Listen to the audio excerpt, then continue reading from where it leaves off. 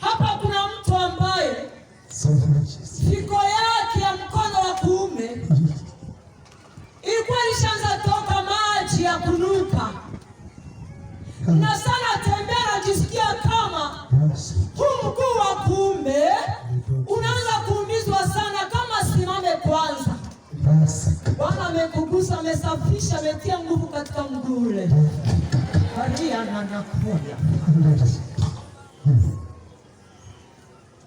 Hapa kuna mama ambaye ni ziwa yake ya kushoto ukwamsha wakia mshipa moja tu.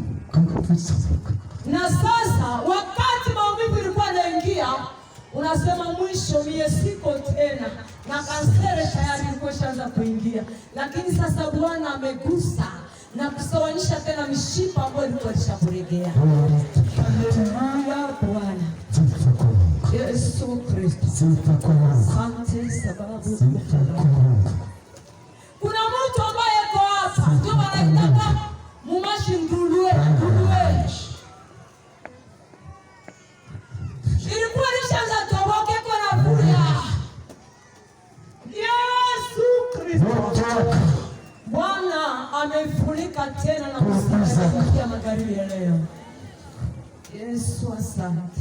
Yesu asante Mungu. Yesu mwana. Nous avons confiance en toi Jésus. Kwa imani kubwa. Asante Yesu. Tunaanza vita vya kiroho sasa.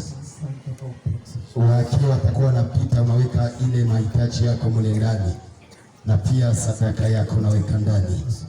Tutaanza, waimbaji wawili watakuja hapa, tutaimba nyimbo ili mfululizo za vita vya kiroho. Tutaimba nyimbo ili mfululizo za vita vya kiroho. Ukimaliza tu unaweza funga macho, naanza vita na unafunga macho. Maana ukiangalia huku sana au ukiangalia pembeni yako utakuwa distress. Okoa maisha yako ukipenda kwa leo. Karibu waimbaji, nyimbo ili mfululizo kwa vita vya kiroho. Tutafanya maombi, baada ya maombi tunaanza na kisha tunamaliza. Simama na weke maisha yako ndani ya ile kitunga ya Mungu wake iko nayo, na sadaka yako